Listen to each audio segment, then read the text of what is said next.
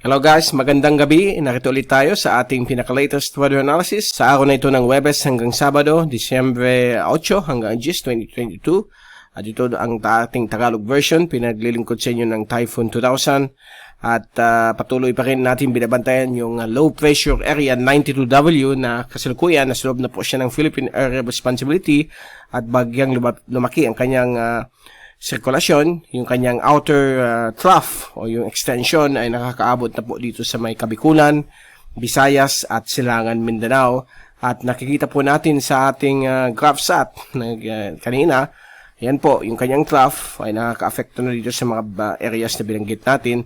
So may mga pabugso-bugsong ulan na tayo na experience na yun hanggang bukas, Biyernes, at magiging mas malala po bukas po sa may Eastern Visayas, Samar and later provinces. And dito po sa may Caraga at eastern sections ng Davao region.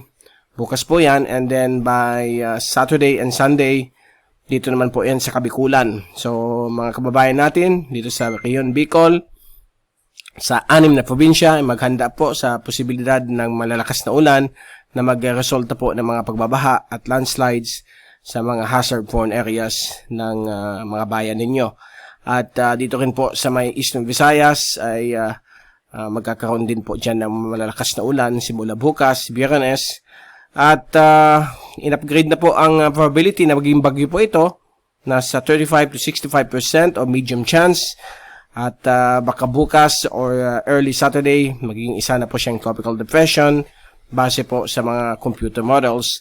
And nanatili pa rin yung shear line, yung buntot ng stationary front or yung frontal system dito po sa may Cagayan Valley, but nagsimula na rin itong humina. Nandyan pa rin yung hanging amihan sa dulong Hilagang Luzon, kasama po ang Panatag Shoal at Calayan Island Group sa may Spratlys. At magbibigay dito ng mahangin na panahon at medyo mababa ang konti na temperatura. So kanina mga alas 2 ng hapon, ito po ay nasa approximately 900 kilometro sa may silangan, timog silangan po ng Surigao City or 8.0 north latitude, 133.9 east longitude. Kanina po yung alas 2 ng hapon. At base po sa pinaka-latest satellite animation, ito po yung fast animation mula sa University of Wisconsin Tropical Cyclone page. Medyo sabog pa rin ang kanyang sirkulasyon, which is an added bonus po sa atin dahil po pag sabog po siya ay mahirapan po ito mag-consolidate, lalong-lalo na po malaki yung kanyang sirkulasyon at yung ibang kaulapan niya ay nagbibigay na po ng mga ulan dito po sa Bicol, Visayas at Silangan, Mindanao. So babantayin po natin ito overnight dahil po bukas po baka mag-consolidate po ito. So all eyes tayo dito kay LPA 92W. But let's hope and pray na sana hindi po siya maging ganap na bagyo. Maging bagyo man siya o hindi, magbibigay po itong malalakas na ulan sa Silangan, Kabisayan at Kabikulan simula bukas Biyernes at magiging mas malakas po sa Kabikulan sa Sabado hanggang Linggo. At ito po yung zoom in satellite animation. So nakikita po natin sa mga oras na ito, nagbibigay na po ito ng yung kanyang trough, yung extension, nagbibigay na po yung mga ulan dito sa mga areas na binanggit natin kanina. So ito na po yung sirkulasyon. Medyo nagsisimula po siya mag-consolidate very slowly. Sana naman po hindi na po ito magpatuloy para maiwasan po ang development ng malakas na hangin. Kasi pag naging tropical depression po ito at tropical storm, delikado po magkaroon po ng konting malakas na hangin dito po sa may dadaanan niya sa may Samar provinces and the Bicol region. At ito po yung rainfall accumulation forecast. Simula na yun hanggang Sabado. So nakikita po ninyo yung kulay violet o purple na kulay ng ulan. Yan po yung ulan na lampas 100 milimetro. Okay? Yung pula naman po ay up to 50 millimeters. Kaya mag-ingat po yung mga hazard-prone areas sa baha at landslides. Dito po sa Kabikulan at sa Silangan, Kabisayaan. So mag-prepare na po tayo. And let's hope and pray na bumilis yung kanya takbo at humina po. Okay? Now, ito po yung ating pressure at wind forecast mula po sa mga computer models. Unahin natin ang American model. So, bukas po ng hapon, inaasahan po itong mag-accelerate at posibleng maging isang active LPA or even maging isa na po siyang tropical depression habang papalapit po sa coastal waters ng Eastern Samar. By Friday evening, ito po ay lalapit na po sa may Eastern Samar, sa may coastal waters nito. Posibleng maging tropical depression na po siya. At Saturday morning, ito po ay posibleng maglandfall sa may northern or northeastern tip of Samar bilang isang tropical depression or even a tropical storm kapag tuloy-tuloy yung kanyang development. And Saturday afternoon, ito po ay inaasahan pong lalapit na po sa may coastal waters po ng Catanduanes. So inaasahan po na magiging tropical storm po siya dyan based sa computer model ng America. And Saturday evening, nasa Catanduanes po siya, making landfall. Sunday morning, ito po ay nandyan pa rin po sa may Catanduanes dahil babagal po ang kanyang pagkilos ayon sa American model. So, delikado pong magkakaroon po tayong malalakas na ulan sa Kabikulan mula 50 hanggang 200 mm simula Sabado hanggang Linggo. Linggo ng hapon, ito po ay magsimula na po umakyat na mabagal at posibleng maging severe tropical storm. At Linggo ng gabi, ito po ay patuloy pa rin tumatahak panorte at posibleng maging ganap na typhoon pagdating po ng early morning ng Lunes, Disyembre 12. And then may bumababa na pong surge ng amihan. Hindi naman po siya ipupush dahil po may nakakabit na frontal system o yung shear line, kaya tuloy-tuloy ang kanyang pagkilos patungong north-northeast o mag-recurve sa may northern portions po ng dagat Pilipinas. Martes, ito po ay mag-accelerate patungong Hilagang Silangan at Martes ng gabi, patuloy pa rin siya at hihina na po siya dahil po sa lamig sa may North Philippine Sea, lamig ng panahon dahil nagsimula na po ang cold winds mula sa amihan. At sa Miyerkules, labas na po siya ng Philippine Air Responsibility na po sa Miyerkules ng hapon, magiging parte na po siya ng frontal system o yung shear line. And so yan po ang forecast mula sa American model. Punta natin yung European model. Medyo magkahawig na po ang kanilang track. Okay? Biyernes ng hapon, ito po ay lalapit din sa may coastal waters ng Eastern Samar. Posibleng maging isang tropical depression. Saturday morning, accelerate na po siya at nasa east na po siya ng Kabikulan o sa may malapit po sa coastal waters ng Albay Gulf. And pagdating ng alas 2 ng hapon ng Sabado, ito po ay posibleng dadaan po sa may shoreline ng Silangang Catanduanes o maglandfall po sa Catanduanes kagaya po ng American model at posible din maging isang tropical storm. And pagdating po ng gabi ng Sabado, ito po ay unti-unting akyat na po paalis sa Kabikulan. Early Sunday morning, ito po ay patuloy pa rin ang kanyang pagkilos pataas but makakanasan pa rin malalakas na ulan sa Bicol region. Mamaya papakita natin sa inyo ang rainfall amount na posibleng ibagsak nitong tropical disturbance.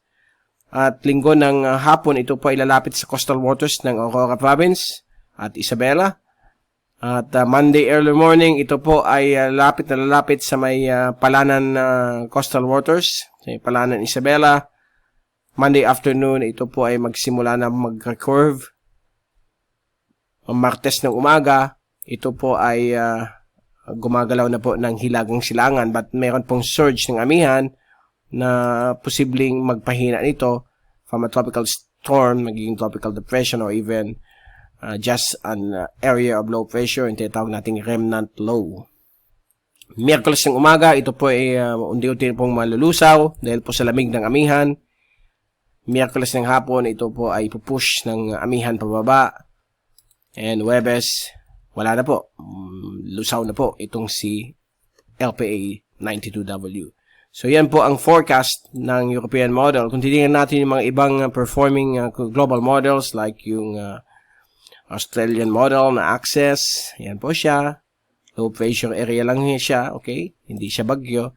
At yung German model na Icon ay gayon din po bilang isang low pressure system at medyo elongated pa at hindi magde-develop. So, American model, European model ay medyo pareho po ang tracking. So, kailangan natin maganda dahil ito po ang pinaka-reliable pagdating sa mga forecast models sa mga bagyo. At magkapareho po ang 3-day forecast nila hanggang 5-day.